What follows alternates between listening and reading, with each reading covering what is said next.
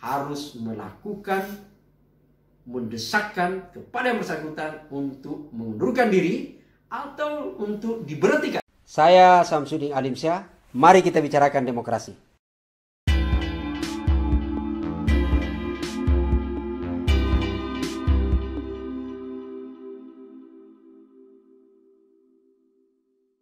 Bismillahirrahmanirrahim. Assalamualaikum warahmatullahi wabarakatuh.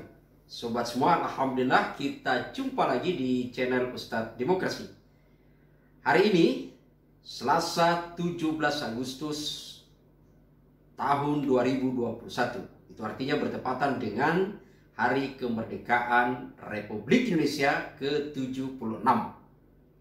Ada banyak pemaknaan berkaitan dengan Hari Kemerdekaan ini.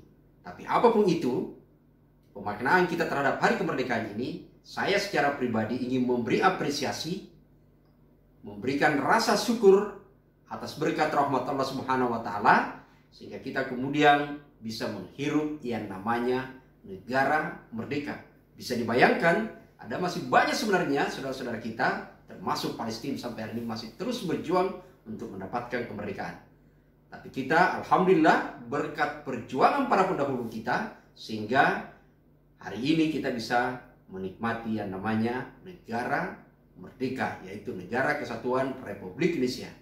Sehingga saya ingin mengajak kepada kita semua untuk bersama-sama mendoakan semoga para pendahulu kita, baik yang namanya tercatat dalam sejarah maupun yang tidak tercatat dalam sejarah, semoga beliau atau mereka semua ini nantinya diberikan tempat yang lebih layak di sisinya. Amin. Sobat sekalian, di hari kemerdekaan ini kita akan mengangkat sebuah tema berkaitan dengan respon publik terhadap lembaga yang namanya adalah Komisi Pemberantasan Korupsi atau KPK. Di mana dalam beberapa bulan terakhir ini justru lembaga KPK mulai ditinggalkan oleh publik. Gitu ya. Secara perlahan misalnya ditinggalkan oleh publik. Ini bukan perlahan, tapi ternyata sepertinya bergerak cepat. Mari kita coba lihat berdasarkan hasil survei yang dilakukan oleh beberapa lembaga dalam beberapa waktu belakang ini. Misalnya kita lihat dalam hasil survei yang dilakukan oleh Indobarometer gitu ya. Jadi saya ingin mencoba mengajak kita semua untuk melihat paling tidak ada 3 lembaga survei yang sedang atau yang sudah melakukan survei terhadap persepsi publik berkaitan dengan keberadaan lembaga KPK. Pertama di tahun 2020 Januari misalnya kita baca gitu ya, kita lihat, yaitu adalah hasil survei Indobarometer yang ternyata pada saat itu melihat bahwa hasil surveinya menunjukkan ada sesuatu yang tidak lazim terjadi, ya, di mana adalah justru kepercayaan publik itu bukan lagi kepada KPK sebagai lembaga yang tertinggi, tapi lembaga yang tertinggi adalah justru berada pada TNI, yaitu adalah Tentara Nasional Indonesia atau TNI. Itu mencapai pada posisi 94,94% gitu ya, tingkat kepercayaan publik terhadap TNI. Lalu kemudian yang kedua adalah kepercayaan justru juga diberikan kepada lembaga kepresidenan, yaitu adalah mencapai pada angka 89%, jadi 89,7% gitu ya. Lalu kemudian yang ketiga adalah yang ini justru yang masuk adalah ormas atau organisasi. Nah, ini organisasi keagamaan. Misalnya di situ ada NU, ada Muhammadiyah, dan beberapa ormas-ormas. Jadi posisikan adalah sebagai lembaga yang paling dipercaya gitu ya. Nah, KPK sendiri itu baru kemudian masuk mencapai kepercayaan hanya berada pada angka 81,8% atau menempati pada angka justru jatuh ke posisi keempat. Dalam lembaga penegakan hukum, memang pada tahun 2020, di Januari, survei bulan Januari gitu ya, KPK memang masih berada pada angka yang tertinggi. Yang kemudian menyusul kehakiman 75%, lalu kemudian kejaksaan 52%, dan Polri itu adalah 51. Ini adalah survei yang dilakukan sebenarnya adalah di saat masih segar, masa-masa awal bertugas pejabat komisioner yang baru gitu ya. Jadi kalau kita lihat misalnya komisioner yang baru itu terpilih pada tahun 2019 akhir gitu ya, yang kemudian mereka bekerja masuk. Jadi kalau kita misalnya menganalogikan biasanya pejabat publik itu kemudian disambut dengan gegap gempita dan memberikan harapan yang besar. Tapi apa yang terjadi? Justru ini sebaliknya. Jadi sejak dari awal KPK ini sudah menimbulkan masalah gitu ya dari sisi persepsi publik. Sobat sekalian, kita lihat lagi, itu adalah tadi Indobarometer gitu ya. Nah, kita lihat misalnya masuk pada hasil survei yang dilakukan. Nah, kita lihat, jadi tadi adalah Indobarometer gitu ya. Nah, kita lihat lembaga yang kedua yang melakukan survei adalah Sirus Network gitu ya. Kalau kita network itu kita lihat misalnya, kalau saya mengutip di Kompas tanggal 22 bulan Juni 2021. Lembaga ini kemudian merilis. Jadi kalau tadi Indobarometer di bulan Januari 2020, dari sisi lembaga penegak hukum memang KPK masih di atas. Meskipun kalau dibandingkan dengan lembaga lain, KPK sudah terjun bebas ke urutan keempat gitu ya. Nah, apa yang terjadi? Justru kemudian ketika disurvei di bulan Juni, ada hal yang justru betul-betul membuat kita lagi-lagi kembali menjadi bertanya gitu ya. Karena hasil surveinya yang awalnya adalah Polri urutan terakhir, justru yang hasil dari Sirus Network ini adalah memperlihatkan hal yang penting untuk kita segera mencermati. Yaitu adalah justru hasilnya kalau dibandingkan dengan lembaga penegak hukum dan pengadilannya lain gitu ya. Ternyata urutan pertama justru ditempati adalah Polri. Yaitu berada pada angka tingkat kepercayaan 86,2% gitu ya. Lalu kemudian ada Mahkamah Agung atau pengadilan gitu ya. Lembaga peradilan itu kemudian berada pada angka 85,9% gitu ya. Itu urutan kedua. Yang ketiga adalah Kejagung yang mencapai angka 82%. KPK berapa sendiri? Kalau KPK sendiri berapa gitu ya? Kalau kita lihat, ternyata KPK berada pada nomor terakhir puncit gitu ya, yaitu adalah hanya mencapai pada 80,7%. Itu survei per bulan Juli yang dilakukan oleh lembaga Sirus Network. Seperti yang kita kutip di Kompas tanggal 22 bulan Juni 2021. Survei yang ketiga adalah yang paling terkini yang dilakukan oleh Indo Strategik. Kita lihat misalnya, lagi-lagi saya kutip di Kompas, yaitu adalah pada tanggal 3 Agustus 2021. Jadi kalau kita lihat beberapa bulan kemudian ada lagi lembaga yang melakukan survei dan ternyata hasilnya juga hampir sama. Yaitu adalah tingkat kepercayaan publik lagi-lagi berada pada TNI gitu ya. Yaitu adalah dengan angka 84,9%. Lalu kemudian lembaga kepresidenan yaitu adalah presiden yaitu 79,3%. Kepada ya 79,8% gitu ya. Lalu kemudian kepala daerah itu 76,3%. Kepolisian justru berada pada 78 di atasnya KPK. Dan KPK kembali berada di urutan terakhir gitu ya. Ini yang membuat kita, hasil survei ini membuat kita semua seolah menjadi terperangah, terutama para penggiat anti korupsi. Ingat, ini bukan mimpi. Ini adalah nyata. Ini fakta bahwa hasil survei yang dilakukan oleh lembaga yang kredibel ternyata tidak lagi menempatkan KPK sebagai lembaga yang paling dipercaya publik. Tapi sebaliknya adalah KPK semakin turun tingkat kepercayaannya. Bahkan sekali lagi kalau kita review tadi dari Indobarometer, kita lihat di bulan Januari masih sempat, kalau dibandingkan dengan khusus untuk lembaga penegak hukum, itu masih lebih dipercaya daripada kepolisian. Karena itu adalah masih awal-awal gitu ya. Tapi sekarang ini justru adalah orang lebih percaya kepolisian daripada KPK. Betul-betul ini baru terjadi dalam sebuah sejarah sejak terbentuknya KPK. Survei kepercayaan publik betul-betul terjun bebas. Sobat sekalian, padahal sebenarnya kalau kita berbicara dalam konteks sekarang ini, harapan publik terhadap lembaga KPK sebenarnya adalah betul-betul tentu sangat dinanti.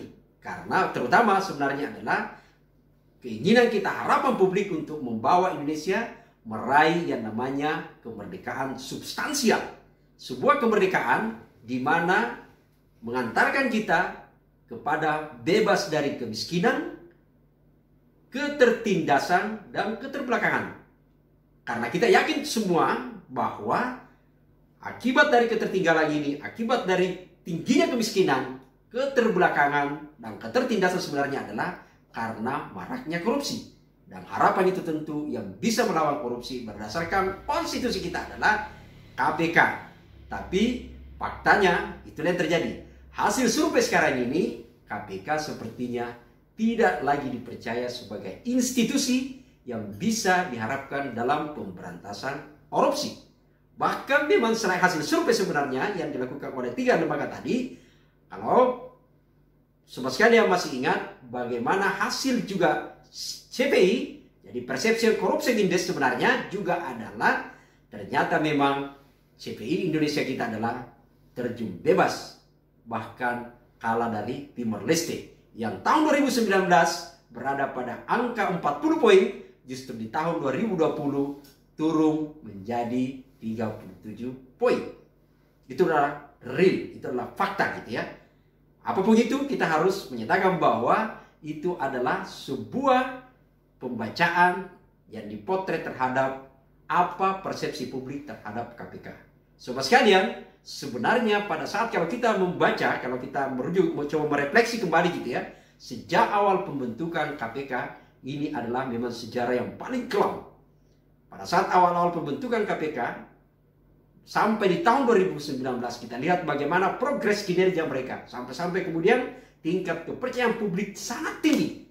Bahkan jauh sekali melampaui lembaga kepresidenan, lembaga TNI gitu ya. Selalu menjadi juara sebagai lembaga yang paling tinggi kepercayaannya. Tentu saya sendiri pada saat itu sebenarnya adalah tidak terlalu kaget dengan hasil survei tersebut. Meskipun saya harus akui bahwa saya dan mungkin juga sobat semua juga atau siapapun itu merasa bangga dengan hasil survei tersebut. Tapi dalam konteks lain bahwa KPK sebenarnya kalau dia berkinerja baik, dipercaya dalam pemberantasan korupsi, memang seperti itulah adanya. Karena kalau kita membaca dalam sejarah terbentuknya KPK, sebenarnya adalah sebagai mandat reformasi yang diyakini pada saat itu bahwa ada satu problem dalam lembaga penegakan hukum kita, terutama Kejaksaan dan Kepolisian pada saat itu. Bahwa lembaga ini yang harusnya getol melakukan pemberantasan korupsi, tapi justru masih menjadi bagian yang harus dikelola secara baik karena menjadi beban negara dalam hal pemberantasan korupsi. Korupsi tetap saja menjadi bagian dari problem bangsa kita terhadap dua institusi ini. Bahkan dalam banyak catatan justru dua lembaga ini pada zaman itu kita melihat menjadi bagian dari pelaku korupsi. Sehingga dengan terbentuknya KPK, maka pada saat itu semangat geliat anti korupsi kembali bangkit. Beberapa pelaku koruptor gitu ya, baik dari pemerintahan termasuk dari lembaga penegak hukum, mau jenderal mau yang dipanggil yang mulia, semua kemudian satu persatu ditangkap dan digiring oleh KPK.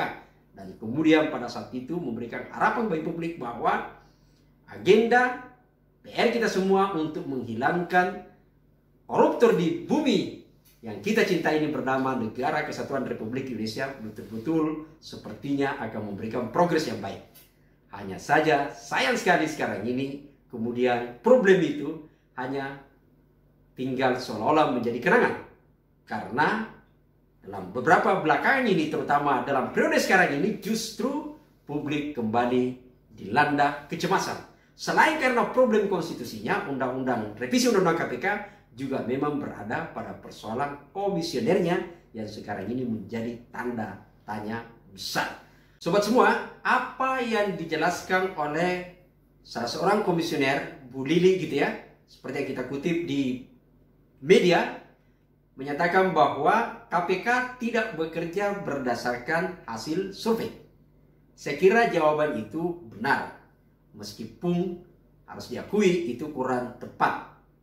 Pertanyaan besarnya adalah, apakah lembaga penegak hukum, kepolisian, kejaksaan pada zaman sebelum ada KPK itu tidak bekerja dalam pemberantasan korupsi? Jawabannya adalah mereka tetap mengusut praktek-praktek korupsi di tanah air. Tapi kemudian dalam kinerjanya tidak memberikan atau tidak mampu menjawab harapan publik.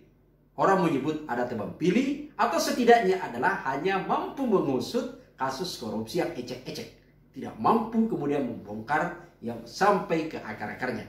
Itulah kemudian berdasarkan konstitusi kita atas amanat reformasi maka dibentuk yang namanya KPK sebagai lembaga super body yang kemudian bisa menjawab harapan publik bahwa korupsi yang selama dianggap sebagai kejahatan luar biasa itu bisa dibongkar. Itulah sebenarnya sampai kemudian ada KPK.